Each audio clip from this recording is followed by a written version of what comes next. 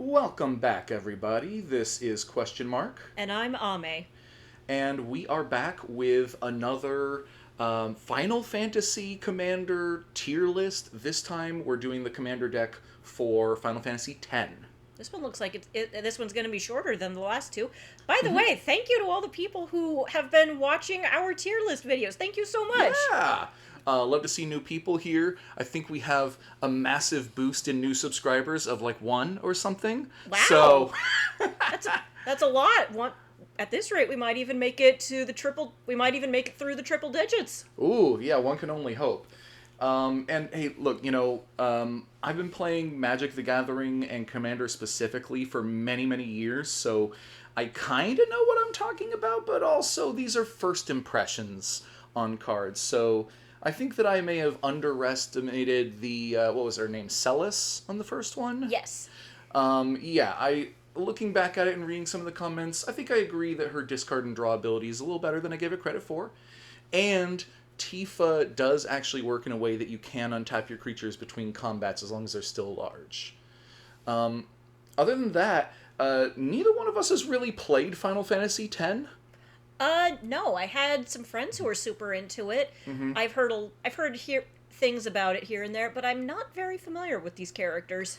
I was dating a girl who was playing Final Fantasy X when it was new, and so I got to watch her play it off and on, but I didn't play it myself, so... that is our flavor context here. We're not going to know too much about these characters behind the scenes. But with that said, I think we're going to get started on our next chapter here. Okay. So our first character to rate looks like it's Auron. Also, Scryfall doesn't currently let us narrow it down to just the ones that are in this deck, but I narrowed it down to just the ones that are in Commander decks and just the ones that are in these colors. But Auron, Venerated Guardian. He's a 3 and a white, a legendary human spirit samurai. Ooh, another samurai for you. Yes! More samurai! Our guy's got vigilance and an ability called Shooting Star. Whenever Auron attacks, put a 1/1 counter on him, and when you do, exile target creature defending player controls with power less than Auron's power until Auron leaves the battlefield. Oh my goodness, you are excited. Oh my god. Okay. And he's a 2/5. Yeah, I mean, okay. So, vanilla test. Once again, the way that we do the vanilla test is his mana value is 4, and so you would hope that a creature who's useful in combat would have a power and toughness that equal out to 4. Okay, his power is a little lower, and so you'd expect his toughness to be a little higher to match up with it, but it doesn't quite add up. You would expect the total power and toughness then to be 8, and it's 7.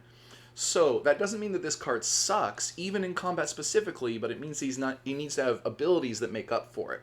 Right. Vigilance, I think, about makes it even, so then it's really up to that last ability to make it good. To take him over the top. And he is. Because look, when he attacks, he gets a +1/+1 counter on him. So the first time that he engages in combat, he's not a 2/5 anymore, he's a 3/6 now. So now he's above curve. And he doesn't just get a counter, he exiles one of your defending player's creatures, not just for a second, for the lifetime of your creature who is growing. Run away, tiny creature. He seems incredible, especially for my samurai deck, which, gosh, they haven't printed a decent samurai in years, and before that in decades. So this guy's amazing. It is a little weird. I mean, maybe it's unavoidable that they have a spoiler in his creature type line. It says, is he a ghost? Spirits in Magic are ghosts. Oh, he's a ghost. Yeah, so this is a spoiler for the fact that, I thought it was because he has a keg on his hip. because he's got spirits. No.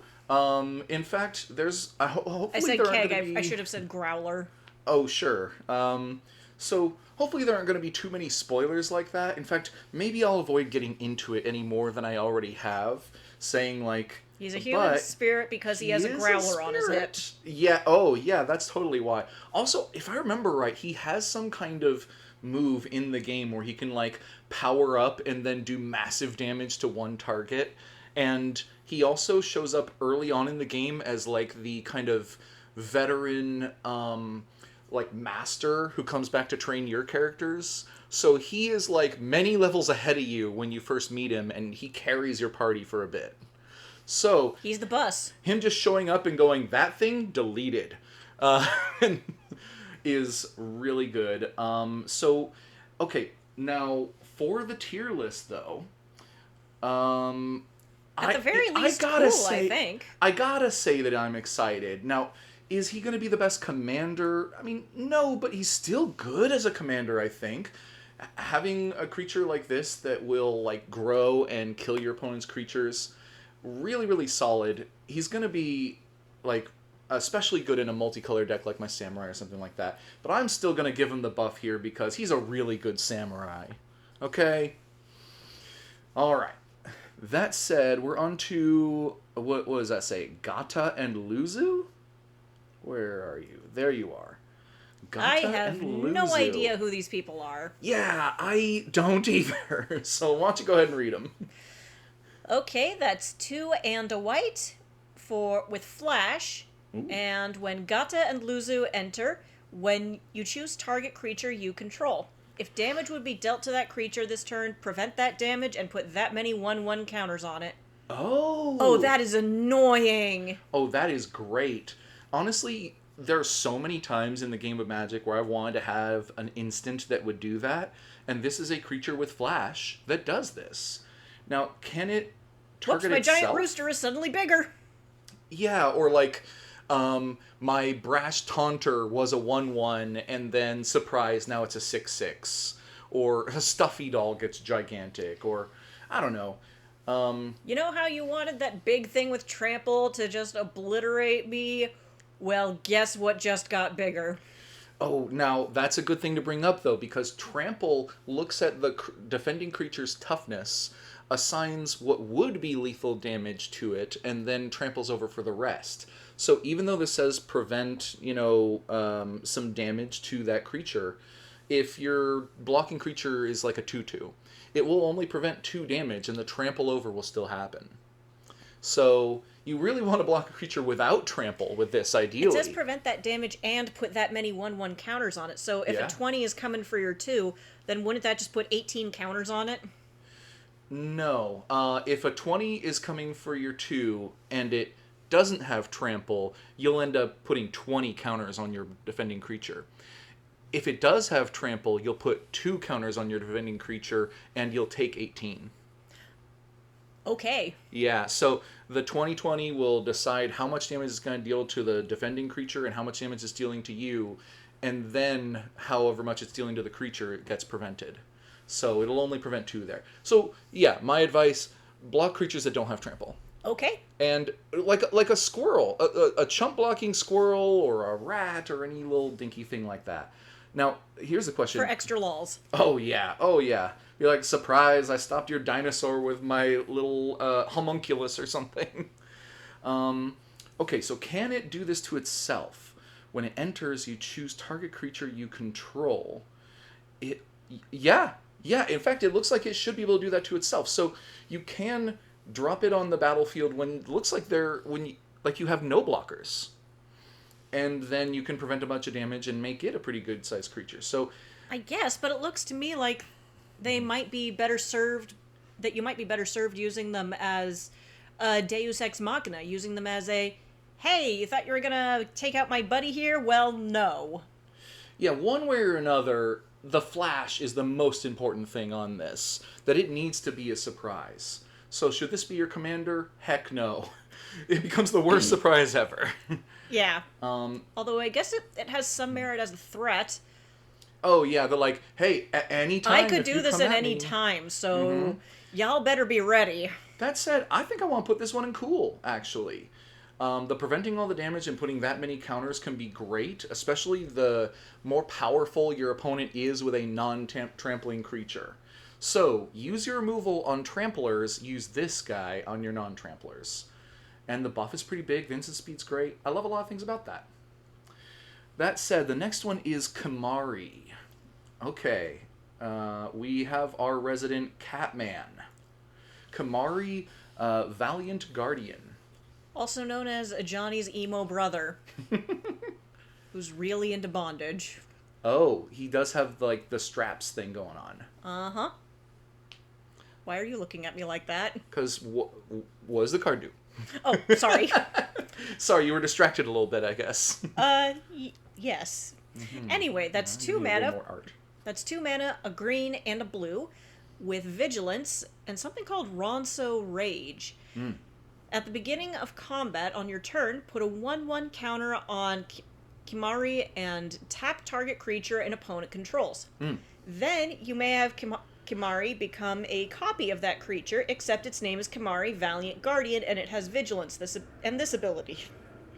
Okay, so first off, okay, I said that I don't remember this game very well, but I think Ronso is the race of cat people that he is a member of, I don't know. and that the males in particular are quite tall. I think he's like 8 feet tall. Oh, dang. Yes, and I believe he is assigned as the bodyguard to Yuna on her pilgrimage. That scans. Where she's supposed to be visiting all these different holy sites and gathering the summons there. It's his job to protect her as she goes about that. But then I always wanted to call him Titus. That's what everyone called him back in the day. But apparently, the more literal Japanese translation, like the whole Eris to Aerith thing, his name is supposed to be Titus. Which sounds like we're talking about a teat. But whatever. I'm going to try to go with what the official sources say his name is pronounced. So, in any case, the main character, Titus, shows up and becomes good friends with Yuna and kind of starts to take over the role of protector of Yuna. And so there's a bit of a rivalry there. Kimari here looks like he's about to be possessed by something evil, so maybe that's what happened. I don't remember what happens in the end to him, but I do remember that he's certainly the more serious one. He takes his job seriously. He doesn't trust Titus. But, okay, being blue-green here means that, okay, at the beginning of combat, you put a counter on him, then you tap a creature an opponent controls, then he becomes a copy of it. So, in the game, did he have some way that he would, like, transform into enemy monsters? Or gain their abilities like a blue mage? I don't remember that. I have no idea to begin with. I do remember him fighting with a kind of spear halberd looking thing. But in any case, a cat warrior in green blue is pretty unusual. The vanilla test he technically fails, but once again, vigilance and a good ability makes up for that, especially since even on the turn that he has summoning sickness, he'll get a counter on him, tap one of your opponent's creatures, and then become a copy of it. Now that I think of it, that creature in the background might be Ifrit. Yeah? Which is a pretty common summon in the Final Fantasy games. He's the he's a summoned fire elemental. Okay. So maybe that's what's going on here. Kimari's a summoner of sorts, and he's just kind of channeling Ifrit's power. Is that what's happening here?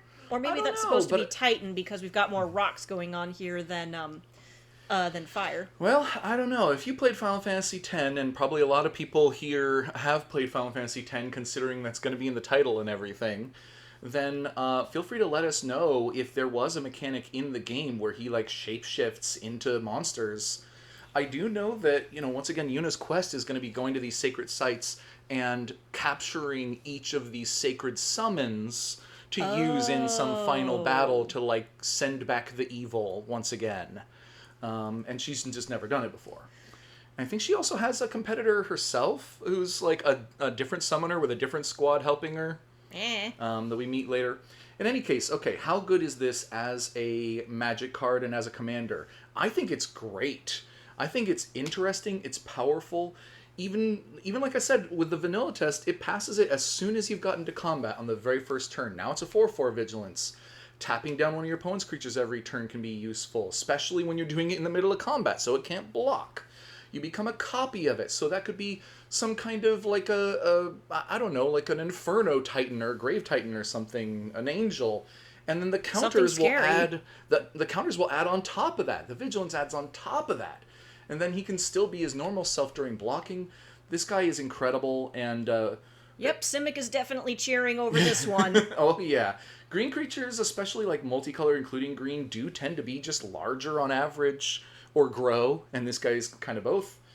And one more thing, I think if I pick up one of these 4 commander decks, this is the one I'm going to get personally. Really? And the reason why is because of one of my favorite commanders.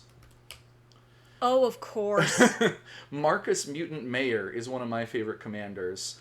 And he's green and blue and cares about +1/+1 counters. So it turns out that the Final Fantasy X deck is Bant, so it includes white, but has a lot of blue and green creatures that care about +1/+1 counters. Kamari being one of the best of them. So I want to get like 10 of the cards from this deck and put it straight into that one that I have. Because the professor regularly recommends don't buy booster packs, buy singles. And if products like this are overpriced, if they're marked up because of like low supply or something like that, maybe still just buy singles. This guy's sitting at $20 for a pre-order price just for him. Whoo boy, he's probably gonna go up after the release, I wager. Well, maybe not. It depends on how easy it is to acquire this commander deck.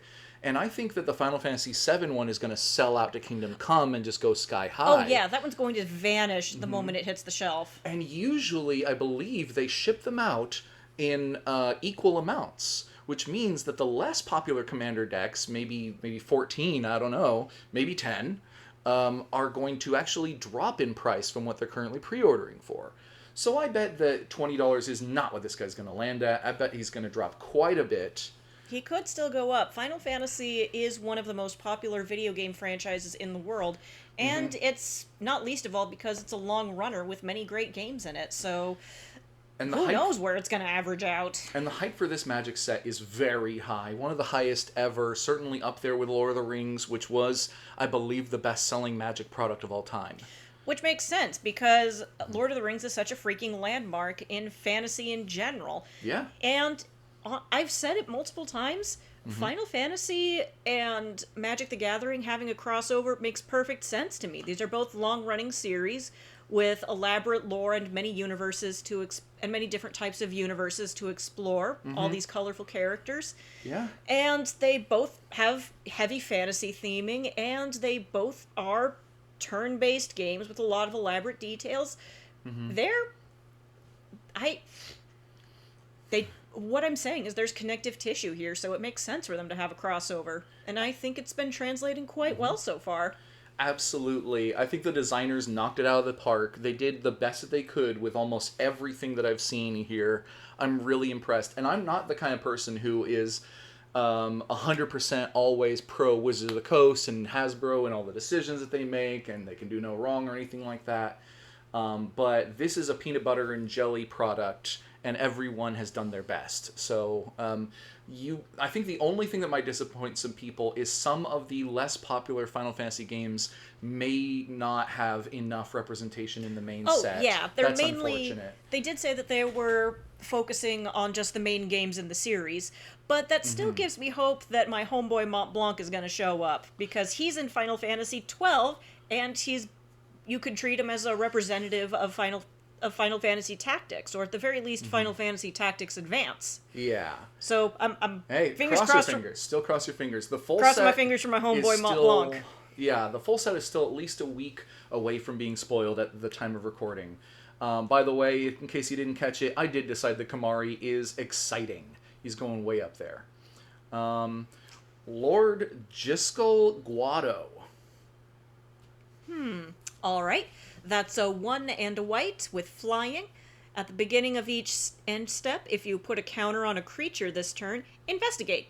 Oh, hey, investigate still exists. Oh yeah, investigate is still the keyword basically for creating a clue token, and we do see them occasionally. It was most recently used a lot in the Murders at Karlov Manor.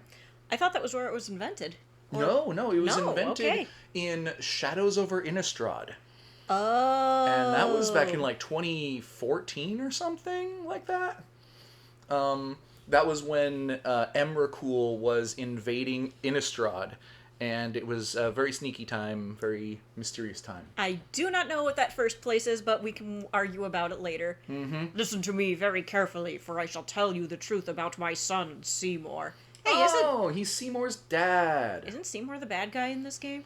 I believe he starts off as another rival to Yuna, as like another accomplished summoner. I think he's the one that everyone expects is gonna win. I think it was like he's the golden boy that everyone thinks is gonna do the job right, but then he like switches sides. Of course, Seymour isn't represented in the first Dissidia game. All of the Final Fantasies from 1 through 10 get two representatives. One on the good guys and one on the bad guys. I really like Dissidia, can you tell? And the representative for the bad guys for Final Fantasy X is not Seymour. No? No, it's not. Who is it? That might be a spoiler? Is it Sin? No. Is it Jet? Yeah. Okay, because Jet's in the set too, and he's not in here, I don't think, or is he? I can't read those very well. I don't see. Jet does None not of those appear look to like be him. in here. No, but he's in the main set, and he's a black card that transforms in Yeah, that that set. scans. Yeah. So they did also mention that for these commander decks, it doesn't necessarily make sense for every character in Final Fantasy X to fit into Bant colors. Yeah. But they tried to find ways for some of the characters at different points in their storyline to have maybe made sense in that color. Kind of like how there's a red-white Sephiroth in the Final Fantasy VII set. Even though he's super villainous, there is a point in the story where he is thought of as some kind of hero. People do think that he's a hero, and then it becomes obvious that he's not. Yeah, his big crash happens kind of around Crisis Core. Yeah, I guess so. So back on this guy, a 2-mana, 2/1 flyer is decent. Spirit and Cleric are both decent creature types that have some support for them. And at the beginning of your end step, investigating every turn would be pretty good, except you have to put a counter on a creature. So I think if he's the commander, you need to fill your deck with things that put counters on creatures.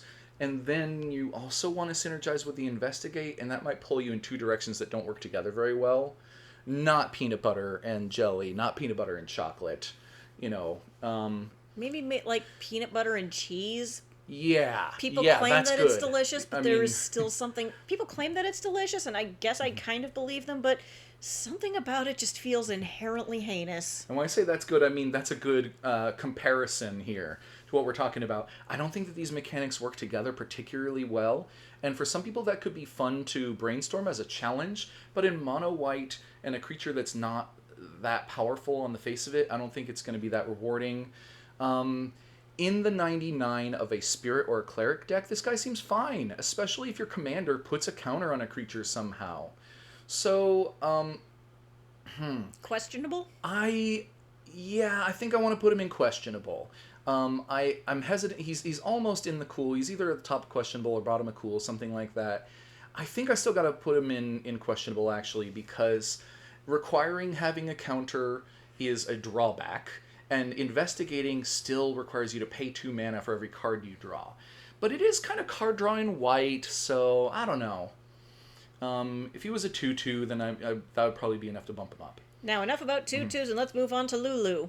Yes, so Lulu is hot. one of my favorite characters from Final Fantasy X. That's too many belts, though.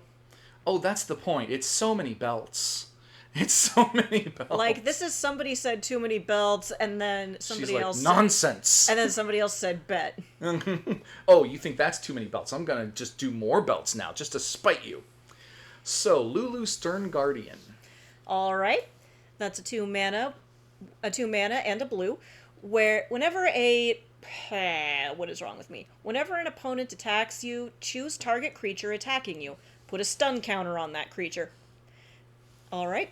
And for 3 mana and a blue, you can proliferate. Choose any number of permanents and or players, and then give each another counter of each kind they already there. Mm-hmm. So basically, get ready to get stun locked. Oh yeah, she can absolutely do that. So a stun counter is one of my favorite inventions of like magic technology, because there were so many cards in blue for so many years that would tap creatures and prevent them from untapping for a little bit, and it was hard to keep track of it. and they had different ways of wording it and things, and this streamlines it so much. I wish they could go back and errata a lot of old cards to put stun counters on. But they can't, because a counter is like mechanically a different thing. But she does a good job here, where the creature that is attacking you probably is already tapped, and then this just makes them delay untapping for a turn. Fine, good. Except if you proliferate it, they lose one stun counter every time that they would untap. And so if you keep proliferating it, then they might never untap. Like I said, stun locked. Absolutely. And she'll put a new counter on a new creature that's attacking you every time, so their army will be whittled down and down and down. Most creatures will only be able to attack you once as long as you keep up with the proliferate thing, and she makes sense to go in a deck that's full of proliferating and stun countering and tapping things. Ooh, she's mean. Oh yeah, she's mean, and that's kind of perfect for her flavor. I believe she is the black mage of this game, where I believe she focuses on ice magic. And let's see. I do like that she's just casually holding a Moogle toy, though. Like, what? I like plushies. I know, she's absolutely this, like, like, mommy-dommy, goth, stoic lady, whose outfit barely covers her top, but she carries around this little... It does look fluffy and warm, though. Oh, it's so fluffy and probably very warm. And yet, she carries around this little doll like, I may be in my 30s, but this is my emotional support animal, and you can't stop me. And if you say one freaking word about it, I will freeze you solid forever. If you ask her out, she is going to reject you, and harshly at that, and afterward you will say, thank you very much. Unless, perhaps, you have your own little stuffed doll, and you find you respect her for it. Also, she's got these huge, like, pins going through her hair, which is really interesting costume design and everything. Ladies, don't go out without your hat pin. And she's a wizard. There is a very, like, wizard theme thing going on in this set. Most of them are black-aligned and deal damage to your opponents. We could see a new, like, resurgence of wizard kindred in Magic because of this set. And I hope that that has blue in the commander. She will not be the commander of that deck, because most of the good ones are black. But, so, for these reasons, I think I want to put Lulu in cool. Yeah. She mostly tells your opponents what not to do. Don't attack me. And if you do attack me, don't expect to ever untap again. And but she can also be support in that if you're doing some +1/+1 counters or something like that, charge counters, I don't know, the proliferating can really work. Hell, you can even do poison counters on your opponents. Don't I know it. Ooh, put her in the 99 of your poison deck that includes blue. So she should be great in a lot of situations, but not the best commander because she's mostly defensive. Now, we get onto the villain, I guess. Feed me, Seymour. Oh my god. Oh yeah, and as I said at the beginning, he's revered as, like, he's the guy who clearly is chosen by destiny to save the world, right? He's pretty, but something about him says arrogant douche, and I can't quite put my finger on it. I mean, look at his hair. Look at his outfit that has, like, so much fabric, and yet it can't cover half of his chest. Honestly, normally that would be hot for me. Nice and billowy, showing me, you know, giving me something to look at while also giving me plenty to wonder about. Nice and relaxed, but this guy is giving douche vibes. And again, I can't put my finger on it. Well, the hair isn't helping, but this is anime, so, you know. Also, I think Final Fantasy X is the example where they looked at Yoshitaka Amano's concept art and said, you know what, we're going to try to do it for realsies this time. And look at that hair, and look at his costume, and they pretty much did it for real, finally. It looks a little ridiculous. I can handle a little ridiculous. Sure. And I think this is also, once again, representing his character from before he was revealed to be a villain, which is a pretty early twist, if I remember right. But why don't you go ahead and read him for us? All right, that's 2 and a green. A human elf cleric. Okay, there's something going on there. Yeah. At the beginning of combat on your turn, put a number of 1/1 counters equal to Seymour's power on another target creature you control. And for 3 mana and 2 green, Monstrosity X, where X is the number of counters among creatures you control. Oh. Oh, so he makes everybody else bigger and then he makes himself frickin' huge. Yeah, so let's see. If this creature isn't monstrous, you put X +1/+1 counters on it and it becomes monstrous. And X in this case could be a bunch. So, yeah, I believe he is a guy who, once again, he's supposed to be on this pilgrimage to, like, collect all these summons and protect the world. But I think he decides instead that he's going to add the power into himself, like, And then rule. consume the summons and be almighty. That's gonna give you heartburn. And I think something to do with how they called him an elf here is because he's like not a normal person. Normal people wouldn't be able to incorporate their power.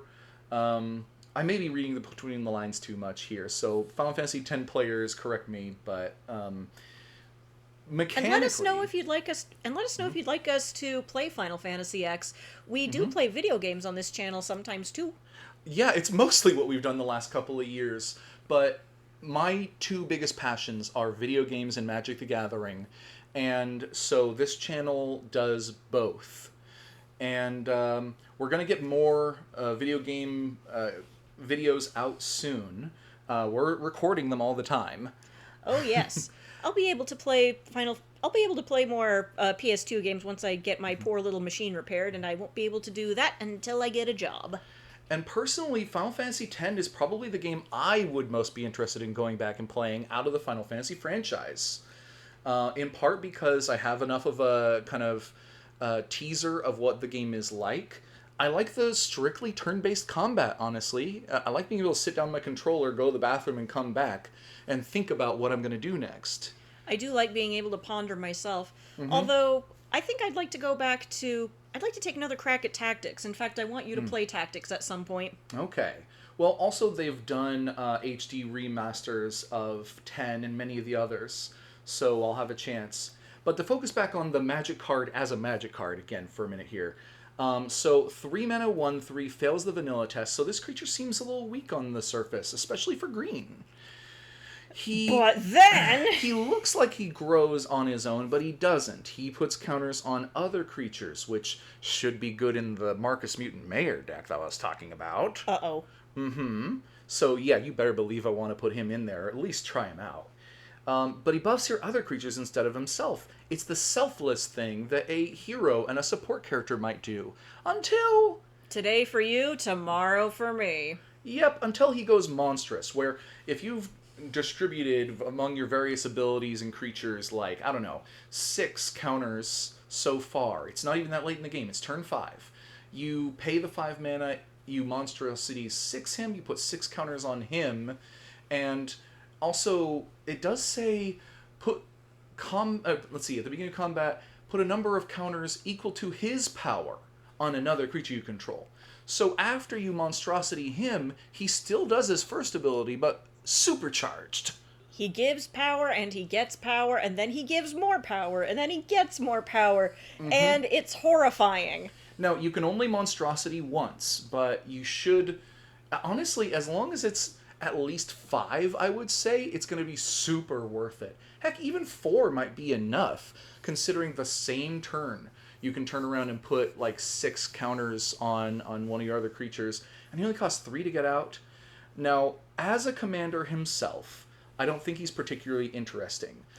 He doesn't have any trample or ward or any other abilities that help him hit or help him not die. You do want to put him in a deck that has a lot of +1/+1 counter support. That way you can really do some frightening things with him, which I think makes him quite powerful, if a little straightforward, as you said. I think I want to put him in cool because he does what he does very well, but he's only like keyword large, basically. He's just things grow and not... he doesn't draw you cards, doesn't do removal, doesn't, a lot of other things. But I still want to put him in cool because he does something pretty powerful. I'm still kind of questionable, though. I don't know. I'm on the fence here. I think I'm going to put him at the bottom of cool, if that matters. Now we've got a weird one here. A character that I don't remember at all. Owaka Traveling Merchant. Must be an NPC. I guess maybe it's like a reoccurring merchant that you meet. But why don't you read the rest of it? All right, that's a 1 and a blue. Tap, remove a counter from a non-land permanent you control, and draw a card. And he's Say, a lad, human you wouldn't citizen. happen to have a bit of gil to lend? To lend.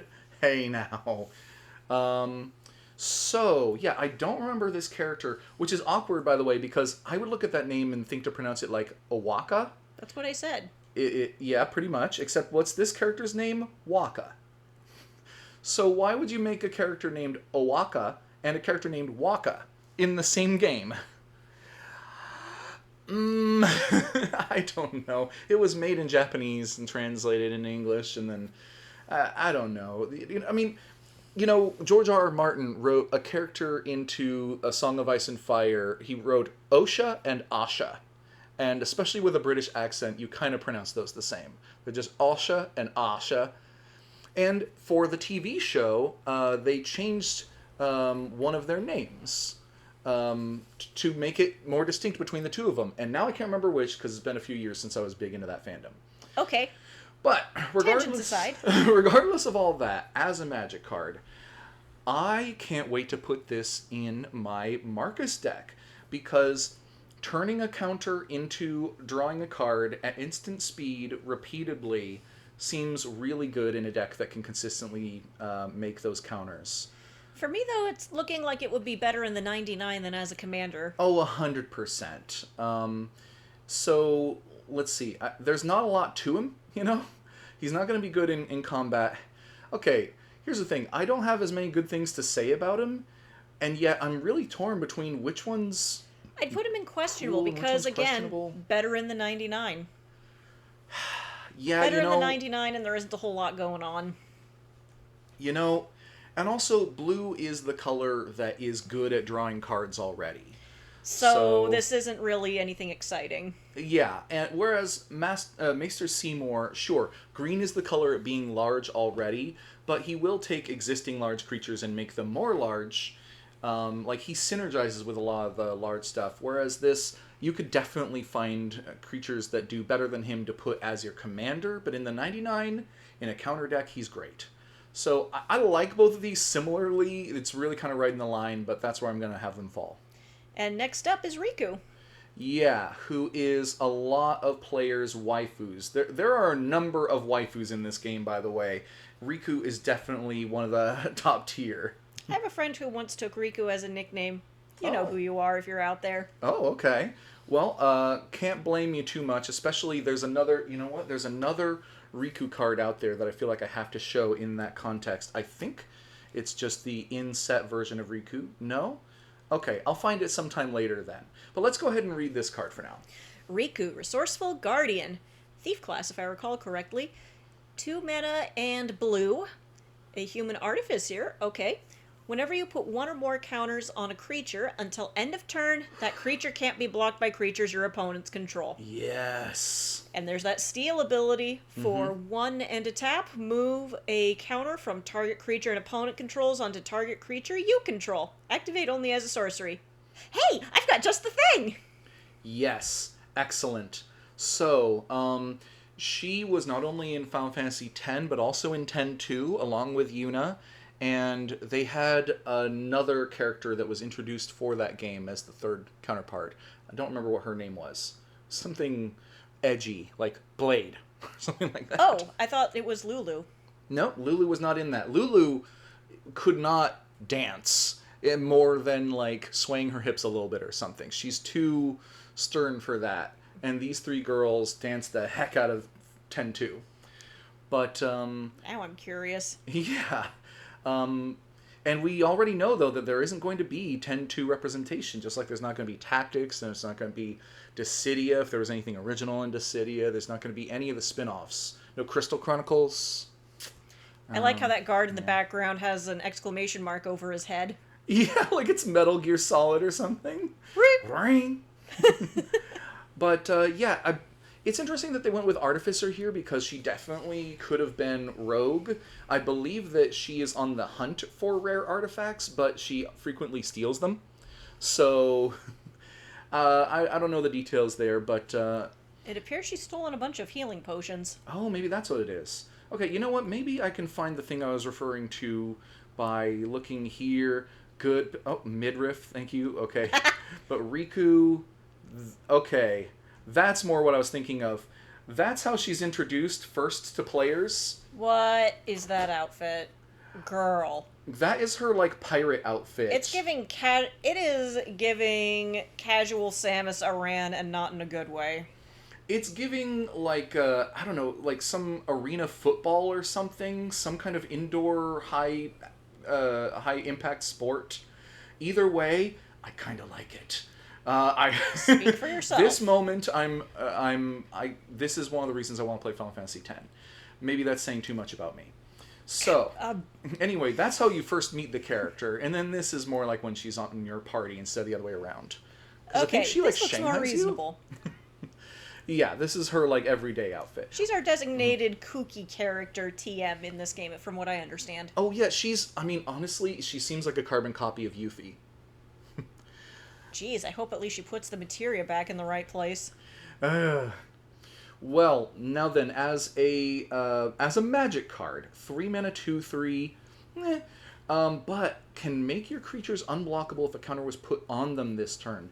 Now, that doesn't exactly synergize with Marcus. It does synergize with a lot of other characters, especially those in this deck. Yeah, I'm noticing placing counters as a theme in this. Oh yeah, because the guy who was actually designing this set, and this deck in particular, said that he was inspired by the sphere grid that you use to level up your character's skills, and he thought of counters on your creatures being like the sphere grid. All right. So he went with counters as a theme, and it made a lot of sense for Bant, so I see it. That works really well. So ideally, you'd be putting on a counter on a creature before combat, and Marcus puts them on after combat. So not the best synergy there. I still would like to try to get Riku in there if possible, because also stealing one of your opponent's counters could be pretty cool. Although, what are the odds that your opponents are going to be playing counters that are, like, useful to you? At most, it's probably going to be a +1/+1 counter. And then you'd probably rather just, like, put one on one of your creatures.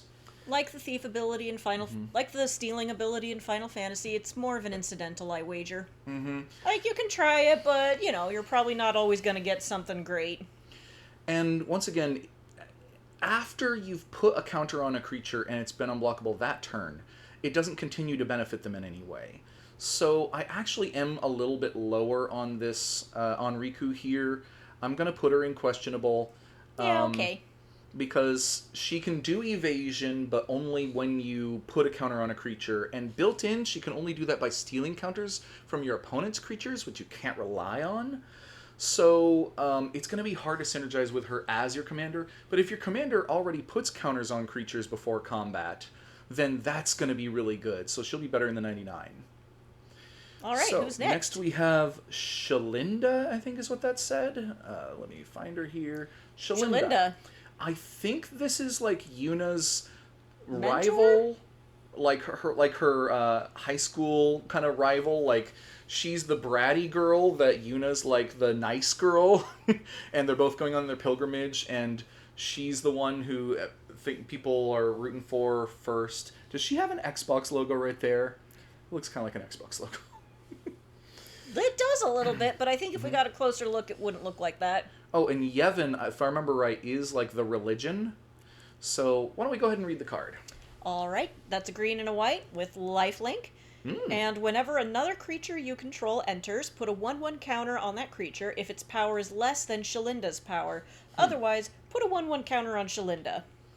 Okay, I've seen a few abilities where, like, oh, you grow a creature if it's smaller than this one, and that power increase really kind of maxes out pretty quickly.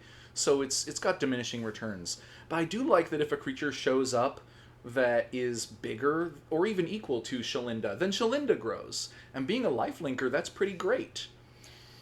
And then it empowers more counters to be put on others. Yeah, so you could... I would say if it was just the first part, then obviously you want to build a deck that puts out lots of, like, 1/1s. And that's certainly a green-white thing, to just make lots of saprolings or, I don't know, cat tokens or plants or something. Kitties. But she gets bigger if you do play a beast or an elephant or something like that. And she's got lifelink, so being bigger would be better. You don't have to tap her to use her ability, so you can just be rumbling with her and she'll grow over time. So, on the one hand, that's better. It's kind of objectively better than if she only had the first part. But then, what does the rest of the deck look like?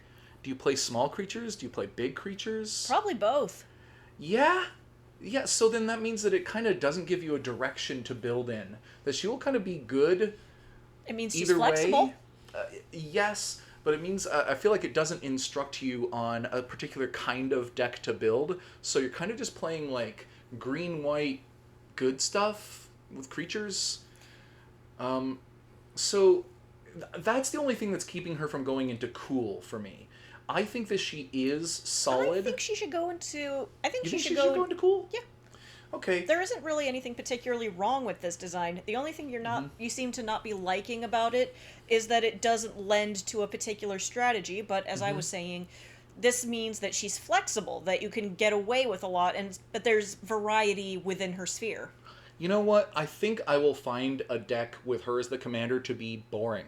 Because there's no incentive to play anything unusual in the 99, it's just going to be, good cards, and that'll probably be a fine deck, and she'll be a fine commander.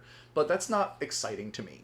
Well, it isn't exciting, but it also isn't really a problem. Okay. Questionable is like, okay, but why? And this is more like, no, this is solid. Okay.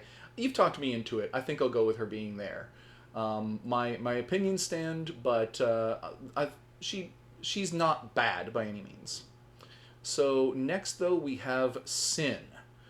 Like, they just named a character Sin. Unending Cataclysm. It looks lovely in this picture. Why don't you read that for us? Okay, that's a 5 with a green and a blue. A flying trampler. As Sin enters, remove all counters from any number of artifacts, creatures, and enchantments.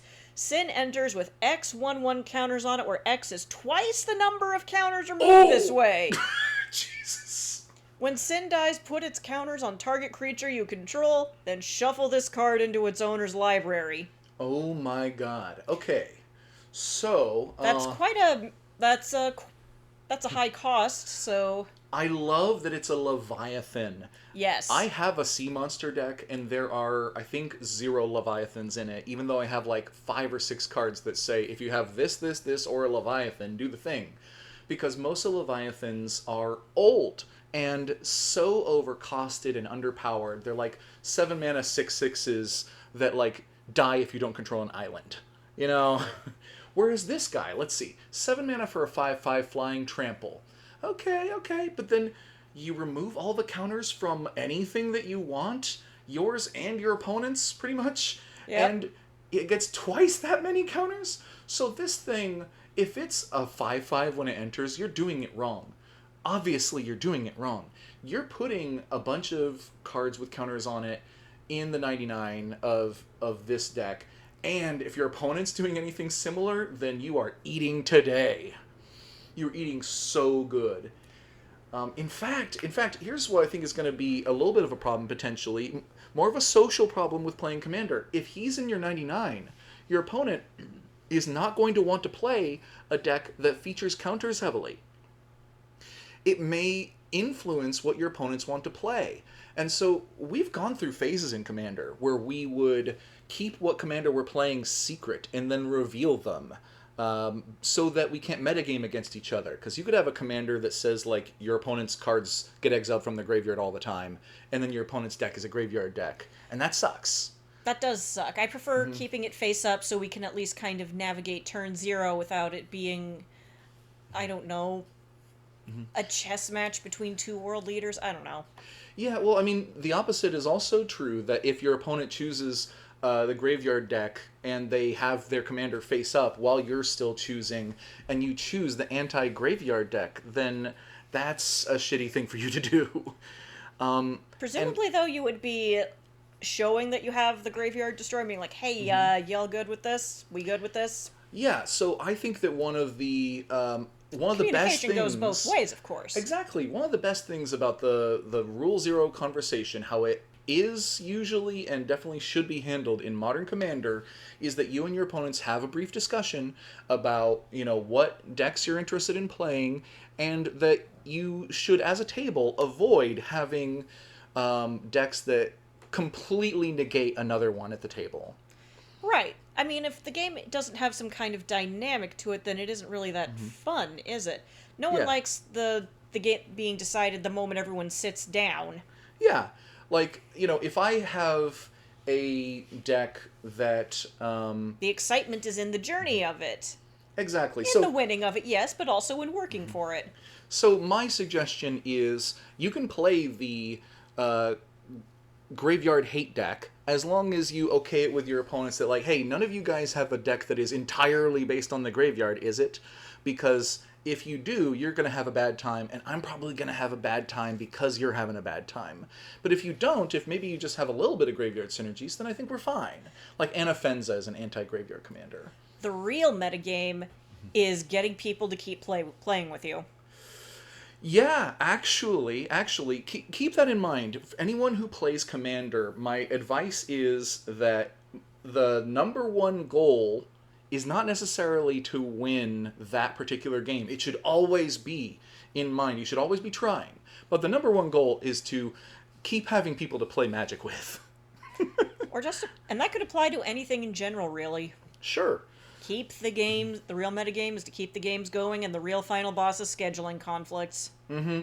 And a game of Commander is at its most fun when everyone is able to participate. Yeah. So if your opponent has chosen the Graveyard deck and you have a Graveyard Hate deck, you can mention it, but don't play it unless you're like, hey, you think you want a challenge? And they're like, yeah. Or like, I've got some answers and you don't know. So, the odds that you're going to be playing Sin as your commander, and everyone can see that, and your opponents are going to have a deck or more, maybe more than one opponent, that cares about counters as well, and they're just going to let that happen, and everyone's going to, like, be oblivious until, like, you just steal everything and win with a gigantic Sin. I think that's no good. I think what is going to happen, I hope what people will do, is that many decks will have a counter or two here and there throughout it, and Sin will come out and get a few counters from your opponent's cards. Also... They're going to have to provide most of the fodder for yourself. And your deck is also going to have to largely function without Sin's intervention, given how friggin' high that cost is. Oh, but in blue-green, you have the best ramp. You have the best card draw. Honestly, blue-green can do a 7-mana commander better than any combination. So, yeah, it'll be a little slower, but not that much slower, actually. And also, this completely eats... it doesn't completely eat Planeswalkers, so Super Friends decks are somehow fine, even though I tend to hate Super Friends decks, and I wish that they were hated a little more, mechanically. But it will annihilate Saga decks. It will annihilate your opponent's summons. And there's a lot of those in this set. That is going to be so annoying. But it does say any number of artifacts and creatures and enchantments. So if you have summons, you can spare them. True. I almost wish that it didn't say that, because then there'd be a reason to not play summons in your own deck. And if I remember right, Sin is basically a force of nature in these games. This thing is basically... Honestly, I see this thing less as a commander and more as a closer. Yes, it absolutely is. In fact, if you don't have a haste enabler on the board, the problem is you need to spend 7 mana, have this guy come down, become gigantic, and then pass the turn. Ooh, because odds are when then you that do gives this, everybody a quick little timer for coming up with an answer for that. He's going to be a 10-10. He's going to be a 21-21 You are going to be the like scariest thing on the board. Strike while the iron's hot. He doesn't have ward, hexproof, indestructible, anything like that. So he's a gigantic target. But if he does die, you shuffle him back into your deck. So I think that this guy is an excellent finisher in the 99 of a deck. Hell, I think I'm going to play him in my Marcus deck. Be like, hey, guess what, everybody? Say hello to my little friend! And I'll attack and get counters and draw cards and stuff, and then after combat do this and wipe everybody out. And then it's like, okay, well, you either kill Sin now or win the game next turn. And if they kill Sin, I'm like, cool, I still have my army left. So that's one of the things that I And really you like have about one a less threat like board this. wipe, probably. Maybe, yeah. I mean, board wipes still get you. So, okay, I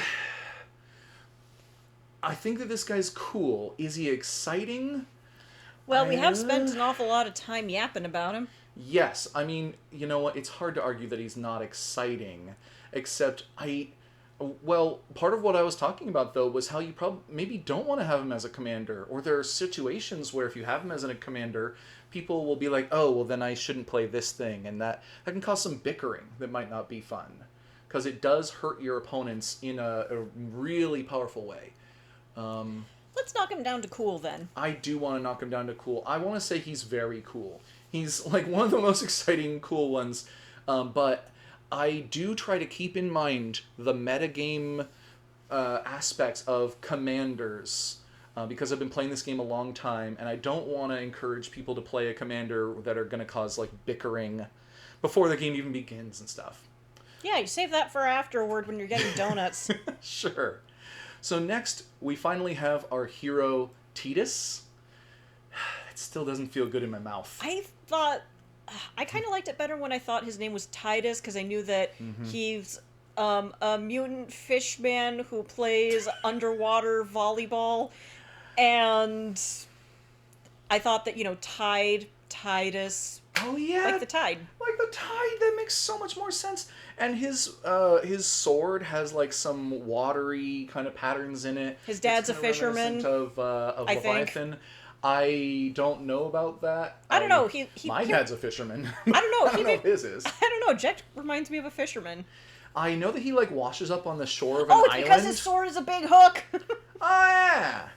I mean, can we There see his does- sword here? there- Look at his sword. It's so oceany. There's definitely an oceany vibe, so Yeah. naming him after the Titus. tide makes sense to me. Absolutely. And you do play blitzball in this game, and blitzball is played underwater, and I don't remember what the justification is for nobody to have trouble breathing underwater. I think he's supposed to be some kind of mutant. I don't think so. I mean, he's not here, and lots of characters play blitzball, and I don't think any of them need to be mutants. I honestly, this is going to blow your mind. I think it might be magic. No. Yeah, I mean, it's kind of a stretch in this very realistic world where Sin is a creature who shows up and like wipes out your entire town. But I think that they just use magic on them to make them so they can breathe underwater during those matches. All right, Regardless, what does he do? for green, white, blue, at the beginning of combat on your turn, you may move a counter from target creature you control onto another target creature you control. Aces in their spaces, people. And we've also got this cheer ability. Whenever one or more creatures you control with counters on them deal combat damage to a player, you may draw a card and proliferate. Do this only once each turn. Oh, we got that proliferate thing. God, okay. So, the beginning of combat, you can move a counter, and then when your creatures hit, you draw a card and proliferate. Hell, even if you can only draw one card, and even if you can only proliferate once, this is still sick. I mean, he's a 3-mana 3/3, and also some creatures really don't want to have more than one of a certain kind of counter. Like, there's a lot of mechanics from especially Ikoria where they put like a flying counter on a creature. Or, heck, in green, there's a card that puts a hexproof counter on a creature. If you proliferate that, then they'll have 2 hexproof counters. Weird. But then, use his first ability to move a hexproof creature onto another creature. There you go. Suddenly, you've got proliferate and unique counters synergizing in a way that I've never seen another card that does it all in one step. All in one card. The real name of this deck is Counters. Counters everywhere. Yeah, I mean, it is the Sphere Grid deck.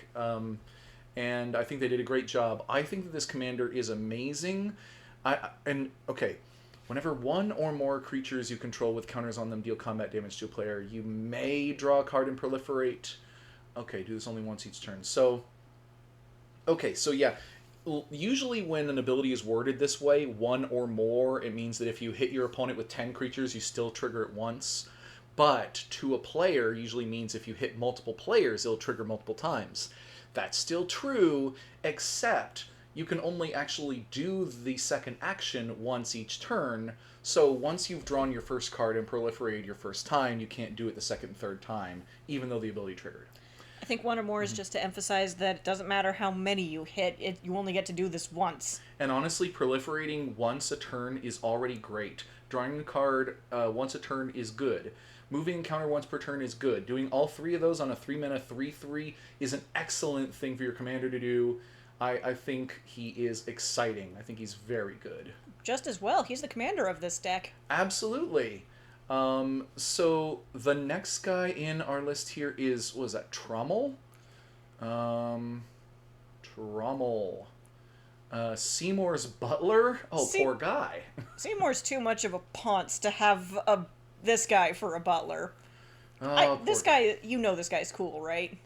I don't know. I don't remember him at all. Well, neither do I, because... Okay. Bleh. But I don't know. He gives the vibe of, I am too old for this, but I am also too good at this to be dealing with this needy ponce. Oh, and he's of some race that is equivalent to elves, much like Seymour is half of that race. Are Seymour and Trommel mermaids? I don't think so. The hair is making me think you're a sea creature. Well, there's something going on there with the hair. I don't know what the deal is. Honestly, there's been something going on with water throughout a lot of these characters. I think the nation that this is set in is like a series of islands, or like a big island with a bunch of islands on it. Oh, exactly like Japan. Oh, yeah, or like an archipelago or something. Isn't Japan an archipelago technically? Yes. Yeah, if you zoom out enough, I guess. All right, what does he do? Okay, for 2 mana and a green. Each other non-token creature you control enters with an extra 1/1 counter on it. Love that. And for 1 mana and a tap, you can proliferate X times, where X is the number of non-token creatures you control that entered this turn. Oh dear! This guy has strength-enhancing potions for everybody.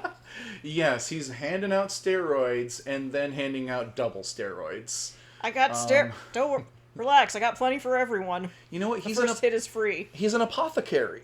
Yeah. Yeah, look at his closet. He's looking like freaking Snape out here. Potions and or Ariel with the trinkets and doodads and gadgets and gizmos aplenty. Yeah. Who's-its and what's-its galore. This is an example where they said that on the normal version of the card, the reminder text takes up a lot of space. But on the extended art version, they got rid of the reminder text and had room for flavor text that says... The Guado take care of Guado affairs. Okay, not very exciting. Probably Guado a boring just makes guy. me think aquado, or aquatic. You know, it super does. So I think he might be a mermaid. Except they could have called him merfolk. I think that they must still be like land... a race of like land creatures, but maybe they still have a connection to the water somehow. So they're nymphs. Perhaps. Although nymph is also a valid creature type that they did not go with. Regardless. Okay, how good is this as a magic card? The first ability is pretty great, but we have a number of creatures that already do that it's competing with. And I think one of them is Arwen. Let's maybe compare it to Arwen. Which one? I think it's this one. Each other creature you control enters the battlefield with a number of additional +1/+1 encounters on it, equal to Arwen, Weaver of Hope's toughness. So she's giving everybody 2, probably. No, her toughness is 1. Oh, she's giving everybody 1, but Trommel does that and then says, hey, would you like another dose? Yes, although you have to pay for the extra dose and tap him, and he can't do it on his first turn, but that's a potential big upside. Also, importantly, he doesn't do it on tokens, and she does. Okay, so trade-offs. They're both 3 mana. He's a 2/3, she's a 2/1, so her toughness is a lot less. But also, her ability scales. If you put something on her that increases her toughness, she can put more counters on. He won't do that unless you pay to activate his proliferate ability, and that only really is relevant when you have multiple non-token creatures that have entered that turn. Personally, I want to put this guy under questionable, because in my research for the Marcus deck, I found like 10 different creatures that do this, and he's not one of the best. I don't think he's in the top 3. Yeah, that's fair. In fact, in the top 3, I think it's Railway. There's probably not a lot of cards. Yeah, Railway Brawler. This Whenever guy looks like your D&D character. yeah, actually it does. Whenever another creature you control enters, put X +1/+1 counters on it, where X is its power. So this once again works on non-token creatures, or sorry, works on token creatures, and makes them double whatever their normal power is. And does it for free on the turn. You can cast him for 4 and then bring him out the next turn, already having prepaid for him. He's a 5/5 reach trample, so he's always worth it to play as soon as possible or late in the game. He's in the Marcus deck, and even he is kind of like on the edge of maybe being cut. Woof. So it looks like Trommel's going into questionable. Yeah, I think so. He's not bad, and honestly, being in the pre-con, you're gonna have a good time. He's gonna do some pretty good stuff for you. But I think that if you start upgrading this deck, Railway Brawler or one of these many others like him are gonna replace him. He ain't bad, but yeah. he's just mid as hell. Yeah. Oh, and actually, one more quick comparison. It's Master. I think it's Biomancer. Is that the guy's name? Yes. This is another one of my favorite versions of that. Each other creature you control enters the battlefield with a number of additional +1/+1 counters on it, equal to Master Biomancer's power, and as a mutant, in addition to its other types. Which is especially great because Marcus is a mutant, so I was going for a mutant theme at one point. And that puts 2 counters on, and then if he gets bigger, then they get bigger, so this guy also makes the cut over Trommel, in my opinion. Alright. But who's next? We are on to Waka, the next to last guy. And he, I believe, quickly becomes Tidus's best friend. Yeah, he definitely has the I'm the sporty sidekick vibe to him. Absolutely. I think he's like the first friend that he makes after the prologue. Do you think he could locate Europe on a map? No. But it's also because they live in a world where Europe doesn't exist. But you know what I meant. I believe he's also like his whole area is supposed to be kind of like Hawaii coded. So he's a great fun kind of guy. Why don't you read him? All right. That's 2 mana and a green and a white with reach and trample. Whenever Waka deals combat damage to a player, destroy up to 1 target artifact that player controls, and put a 1/1 counter on Waka, so he gets stronger when he gets klutzy. He's a blitzball captain. At the beginning of your end step, if a counter was put on Waka this turn, put a 1/1 counter on each other creature you control. That's so freaking cool. Yeah, I got a counter. I give everybody counters. He's such a nice guy. Like he's a socialist. He's absolutely a himbo. You know, a himbo socialist. Yeah, like I'm all right with that. He knows what 2 + 2 is, but if you ask him what like 6 + 6 is, where you have to like carry the 1, it's too much. But when he gets a counter, he puts a counter on everybody else. And me getting +1 and you getting +1 is the kind of math he can do. Yeah. You know, and he's like a 4 mana... socialist. Absolutely. He's a 4 mana 4/4, so passes the vanilla test with flying colors. Starts off with reach and trample. A lot of green decks historically have trouble with flying.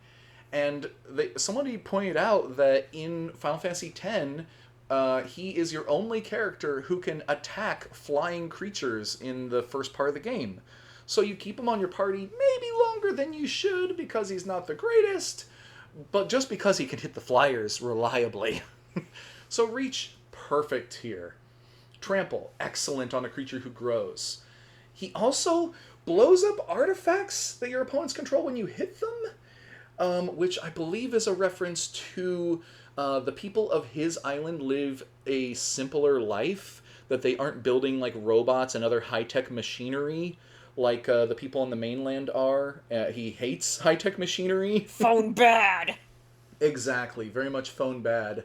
But he also like teaches you how to play blitzball, and then you become like a savant at blitzball. So he's a bro. He's invited to the cookout. I think he's an excellent card in the 99, and I think he's an excellent card in the command zone. I think Waka would be a great commander, and is very much exciting. All right, now we've got the one that I think has been stirring up some controversy on YouTube, at least. Yeah? The Unabomber. Oh no, you're right. Okay, Una, Grand Summoner. in a different way, kind of the main character of Final Fantasy X, because in a way, you have the main storyline because Titus is the protagonist. You start the game with him, but then she has the actual like plot that sends you around the world, and you two go around together. Just So is because she you're the protagonist? Well, just because you're the protagonist doesn't make you the hero of the story. Yeah, so these two really intertwine, and they have a decent, at least, love story. Maybe great. I'll have to reserve my judgment until I've seen it myself. But that said, Yuna Grand Summoner, let's see what she does. Alright, that's 1 and a green and a white and a blue. Grand Summon. Give her a tap and then add 1 mana of any color. When you next cast a creature spell this turn, that creature enters with 2 additional 1/1s on it. Whenever another permanent you control is put into a graveyard from the battlefield, if it had 1 or more counters on it, you may put that number of 1/1 counters on target creature. So, one thing I think is interesting here is that she is a cleric, and most of these summoners in the Final Fantasy series, as they're translated into magic cards, became shaman to represent that they like summon creatures from some spirit realm or something. Except in Final Fantasy X, they're explicitly clerics because Yevon is a religion. Right, there's a religious component to this. This might not be the Yuna that's been named the Unabomber, but maybe I'm wrong. Oh, it is. Oh, it is? It is. Because she can go infinite in a few different ways, and I don't remember what they are. Go watch a Maldhound short on her. I absolutely endorse everything Maldhound does. He's very funny. I met him not too long ago, and he seems very cool. And he pointed out a number of the infinite combos that Yuna does, but one of the key things here is that it doesn't say that you have to spend the mana that she makes on your next creature spell in order for it to get the counters. And then you can do something with the counters.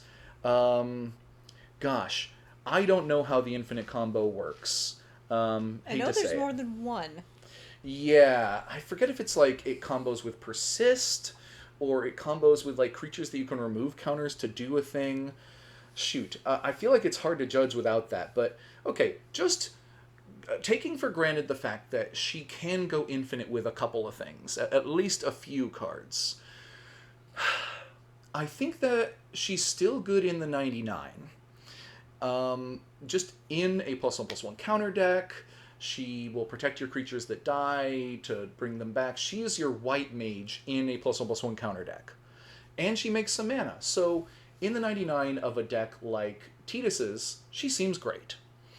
Now, if she's your commander, even if you don't have the infinite combos in there, people will assume that you do unless you promise them that you don't. She may become the next, like, I don't know, Chulane or Edgar Markov, or, there's a number of commanders where they're such an easy strategy to go to that'll just win out of nowhere that people won't want to play against her. So, if you want to have Yuna as your commander, you gotta choose. You're either playing bracket 4 or 5, or you are, like, putting no infinites in your deck and you're telling your opponents ahead of time so you can play bracket 2 or 3. Yeah. So just be aware of that. Wield your power responsibly, people. In fact, even if you don't want to do infinite combos, even if you don't want to be in bracket 4 or 5, look up what they are so that you know what to avoid and what to tell your opponents that you don't have. Because if there's an infinite combo and you don't even know about it, you might have put it in on accident, and then someone goes like, oh, doesn't that just loop? And you're like, oh, shoot. Oh, gosh, it does. I've done that before. There's a lot of cards in these games, and there's a lot of ways that they synergize, and oh yeah, I doubt any one person could fit all of. I doubt that any one person could fit all of the all of the cards and their potential synergies in the lump of tapioca pudding they've got between their ears. Okay. I've tried. I've gotten close for a while, but they make like 3 times as many cards a year as they did like 5 to 10 years ago when I was newer to the game. So there are some blatant things to look out. There are probably some easy ones to look out for, but and maybe even some obscure ones to look out for. But I don't think a single human head can hold on to all of them. Honestly, I think that this is where I think it's fine to lean on technology. You don't need to keep all of these facts in your brain. because you can easily do a Google search or whatever for Yuna combos. Somebody somewhere In fact, knows. I'm hesitant, but I think I'm going to do that right now. Keep the safe search Yuna on. combos, sorry. Yeah. Yuna Infinite. Okay. So, alright. I'm not going to dig into random websites while I'm recording right now, but you get the idea. Do that, you'll find the answers. And then, if you're going to be playing her as the commander, you'll need to memorize that list. If you're not, you don't need to, but just know that there are infinite combos in Unidex, and that according to the bracket system, which I think is a good idea for us to all get familiar with, you don't want to be playing any infinite combos in brackets 1 or 2, and even in 3, you don't want them to be easy 2-card combos that come out early. And you don't want to be tutoring for them. But if you get into 4, kind of anything goes, and if you get into 5, you got to ask yourself, does it win the game? Does it win the game more efficiently than Thassa's Oracle? Then maybe you're playing it. So with all that said, I kind of want to put Yuna in cool. Yeah, because, well, there's a lot to consider when playing with her as your commander. But putting the potential for infinite aside, is she exciting to play? You know what? She might even be exciting, but the potential of infinites does like knock her down a little bit, in my opinion, because I'm usually not playing bracket 4. I'm usually not playing 5 either, though I have and I can. I find 4 to be the realm of the people who kind of like don't know their own strength, or the kind of people who like brag about having the best deck because they like blow up all your lands or something. And then they go. It doesn't take a lot of skill to do that, actually. Then they go into bracket 5 and get immediately humbled. Oh yeah. So I consider bracket 4 to be a little bit like the Uncanny Valley, or something. That it's this like no man's land between fun decks and competitive decks that I don't really want to go to. I prefer to stay on this side of casual. Okay. Yeah. That's fine. And in fact, you I just definitely wanna do- you're definitely drawn towards bracket 1. You want to do theme more than card be good. I am definitely a flavor fiend, but I am reassessing that. I keep trying to help her so that her decks end up in 2 or 3, despite having a theme that might have made more sense in 1. So we're balance each other a bit. The Sweet Revenge deck is definitely one of our best, is I think our best work. Yeah, and with a few, I get to don't blow know if people it's up on with 2 or 3 cookies. right now. Yeah, I get to it's beat great. people up with cookies. I love it so much. It's one of the few examples where your flavor and my kind of tuning have still worked in the same package. Yep. So with all that said, we now have 4 Final Fantasy X commanders that are exciting, 6 that are cool, 4 that are questionable, and none that are lame. Well done, Final Fantasy X. You could maybe argue that Owaka is lame here because it's not good in combat and it doesn't have defensive abilities. But you know what? Honestly, tap, blah, blah, blah, draw a card in the right deck is great. And even this ability of like getting repeated clues and a flying 2-power 2 mana is still pretty good, I think. I don't think any of these cards are actually lame. Yeah. Which is impressive, because we'll do a quick comparison. We looked at Final Fantasy VII in the last video, and of course they want me to turn off my ads, which I think, let's see, isn't there, yeah, I just refreshed the page and then it doesn't care anymore. You forgot. We just have the one. Yeah, Sorry, okay. Sorry, Yeah. Elena.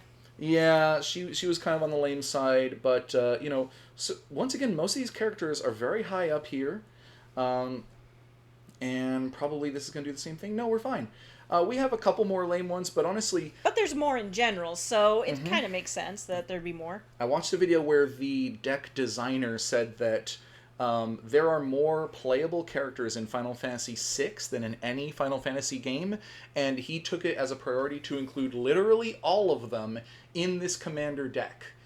And he combined 2 in Strago and Realm, but then he separated 2 in Shadow and Interceptor. So it adds up, and then of course you still have like the villain of Kefka, and you have the warring triad. So, yeah, there's just a whole lot of legendary creatures in this deck. And of course, next episode we're going to be going on to Final Fantasy XIV, which I know nothing about, so everything I say about the characters will be me making stuff up as I go. and I know nothing about as well. And the names are all I've heard that it's Japanese people trying to pick European sounding names that are like borderline unpronounceable and nonsensical. Maybe as a gag I should try to guess what European sounding name they were aiming for. I don't know, but they said that I think it was or it was Graham from Loading Ready Run who said that it reminds him of that NES baseball game where they have fake American names like Sleeve McDykel. I'm sorry, if you haven't heard of that. I haven't! Oh, okay, you know what? I'm going to insert this at the end of the video here. Fake American names in NES baseball game. That'll probably work.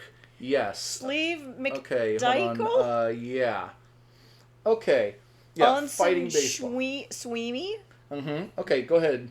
Yes. Daryl Archideld. Let's take turns. Anatoly Smorin. That guy's not American. That guy's a Russian immigrant. Ray McSriff. I want to know that person's genealogy. Glenallen Mixon. Mario McCowan. That actually does sound like a real name. Sorry, that's McErlwain. McErlwain? McErlwain. Right. Wayne. Raoul Chamberlain? Kevin Nogilny. Tony Smerick? Bobson Dugnut. That's one of my favorites. I'm sorry. Bobson Dugnut. Oh, look at that t-shirt. Bobson Dugnut. Bobson Dugnut. I also like Willie Dustus. Is he not like a frontier sheriff? Yeah. Willie Dustus. Jerome Gride. Yep. Scott Dork? Dorku? Dirk. Sean Furcott. Sean Furcoat. Dean Wesry. Mike Truck. I love that one! That is definitely the most American name on this list. Yes, it is. Mike Truck. Dwigt Rortegal. Tim Sandale. Carl Dandleton. Mike Cernandez. Yep, and Todd Bonzales. Todd Bonzales. That's actually pretty neat. Okay, I'm glad that we ended the video this way. But yeah, Final Fantasy XIV, expect a lot of French versions of this, basically, and Italian and maybe German or something. Oh boy, this will be fun. Okay, but that said, if I can get any of these decks, this is the one that I want. And if I can play any of the Final Fantasy games, 10 will be the one. I think that I probably will play it on our channel at some point. All right, but I am still going to pressure you into tactics because Sure. I think that that's the kind of thing you would like. I think I'll like tactics. It's just I would love to get it on like, you know, the big screen in a way that works for me. I don't want to do it in a handheld that would be almost impossible to record. And the PS1 is a little clunky. We don't have a working PS2 right now, so there are some hurdles, but we'll find a way eventually. Yeah. In fact, I know that most of the mainline Final Fantasies are available on the Xbox store. Maybe Yeah, Tactics but is one Tactics of them? isn't on there. We looked. No. We looked. Yeah, it's not on there. Oh. They did pain. pixel remasters of 1 through 6, and then they did HD remasters of 10, 10.2, 12, I think. And most of the PlayStation 1 versions, where it's just literally the same game but with a higher resolution. So no texture upgrade, no animation upgrade, no sound, no nothing upgrade pretty much. In that case, you might have to suck it up and play it on my PS2. But the Final Fantasy X remastered on the Xbox is probably going to be fine. It just makes it widescreen and 1080p instead of 480i and all that. So, okay. All that said, I hope you've enjoyed looking at these Final Fantasy X commanders and judging them with us. And we'll catch you in the next one where we'll have even less idea what we're doing. Bye-bye! Bye!